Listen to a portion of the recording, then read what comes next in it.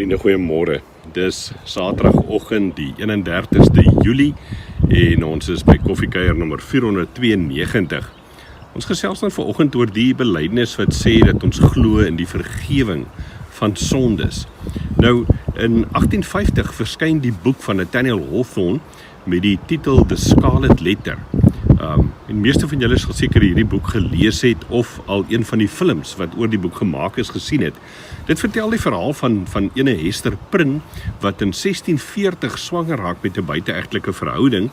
En dan, soos wat mens mos nou kan dink in daardie tyd, is dit groot skande in die dorp, die stad waarin sy woon, en die mense veroordeel haar ook, en in hierdie proses word sy ook gesê, maar sy moet sê wie die man is wat haar swanger gemaak het, want hy het mos nou net so aandeel, is net so skande, hy moet ook nie openbaar dan nou eintlik tot skande gemaak word. Maar sy sê nee, sy gaan nie sê wie die pa is nie, dit is vir homself om te besluit wat hy daarmee gaan doen en of hy dit gaan openbaar maak of nie. En dan is deel van haar straf, word sy gedwing om op haar kleer, op haar jas, so groot rooi letter A te hê, wat dan nou teken daarvan is dat sy 'n adulterer is, iemand wat oorspel gepleeg het, en so word sy eintlik openbaar tot skande gemaak die hele tyd. Nou, die ironie is, dat die pa van die kind, die plaaslike predikant, was wat deel was van die mense wat haar eintlik aanvanklik veroordeel het, maar later jare het hy toe nou wel uitgekom daarmee dat dit sy kind is. Hierdie verhaal, The Scarlet Letter, vriende, vertel vir ons iets van ons as mense se geneigtheid om nie ander te wil vergewe nie. Om mense baie maklik te wil wys op hulle foute, op dit wat hulle verkeerd gedoen het, op dit wat hulle dan nou sondig is. In plaas daarvan dat ons soos Jesus vir ons leer, dat ons altyd moet bereid wees om te vergewe. Dat ons altyd moet bereid wees om, soos wat die Vader ons vergewe het, ook ander te vergewe. En as ek en jy dan vanoggend nadink oor hierdie belydenis wat sê ons glo aan die vergewing van sondes, ja, dan gaan dit in die eerste plek daaroor dat ons die vergifnis wat God vir ons gegee het, ook ons eie moet maak, dat ons dit moet omhels, dat ons daaruit moet leef, maar dat ons dan ook ander moet vergewe. En ons gaan nou 'n bietjie meer daaroor gesels. In Matteus 18 vers 28 en verder vertel Jesus ons daardie verhaal van die koning wat sy amptenaar wat vir hom 'n klomp miljoene rande geskuld het, laat roep het en gesê het, maar weet jy, wat gaan nou aan met hierdie skuld, wanneer gaan jy betaal? Dan sê die ou vir hom, eers koning, ek het nie nou die geld nie, maar ek beloof jou, ek sal elke sent daarvan vir jou terugbetaal. En dan sê die koning vir hom, dis reg so, ek skryf jou hierdie skuld af, ek vergewe jou dit.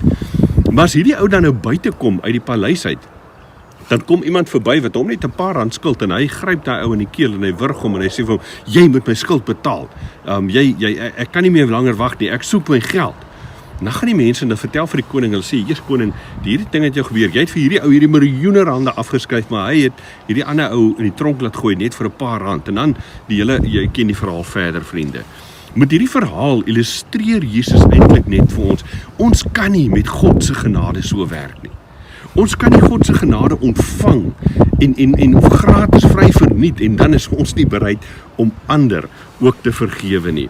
Ons kan nie God se genade vir onsself toeëien, maar dan hou ons dit net vir onsself nie. En vriende, wanneer ek en jy bely dat ons glo in die vergifnis van sonde, dan kan ons regtig met dankbare harte voor die Here gaan staan en sê, Here, dankie. Dankie vir alles wat U vir my nie toereken nie. Al die goed waaroor ek skuldig is, al die goed wat ek verkeerd doen. Here, dat U sê, U spreek dit vry. U vergewe my daarvoor. En kan ek so 'n opmerking maak, ek dink ons moet meer van daardie vergifnis leef aan die een kant.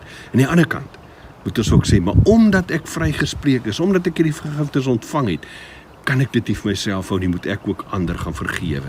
Is dit ons verantwoordelikheid om daai vergifnis as ware aan te gee, deur te gee, uit te deel en ook ander te vergewe.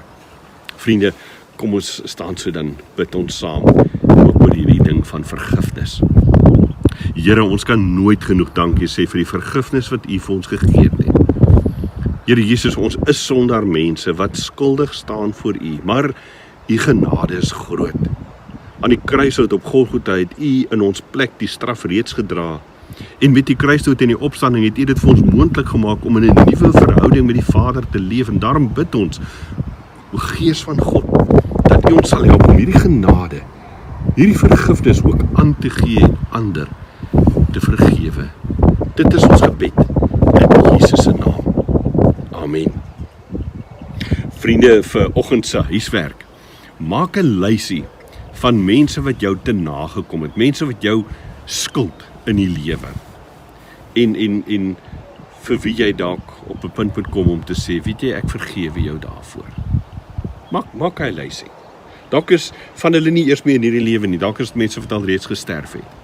Maar vat daardie name een vir een en bring hulle na die Here toe. Vergewe hulle. Sit voor die Vader, sit voor die God en sê, Here, Piet het my verneek in daai saak en transaksie. Ek vergewe vir Piet. Jan het dit gedoen, Sannie het dat gedoen. Here, ek vergewe hulle. Want natuurlik, vriende, ek en jy vra elke dag, Vader, vergeef ons sonde, soos ons ook ons sondenaars, ons skuldenaars vergewe.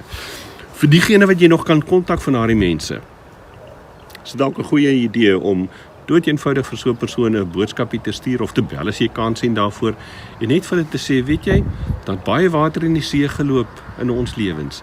Ek wil net vir jou sê, ek vergewe jou. Ek vergewe jou. Dalk het jy iemand seer gemaak. Dalk het jy iemand te nagekom. Miskien moet ek en jy vandag daardie persoon kontak en sê, ek is jammer.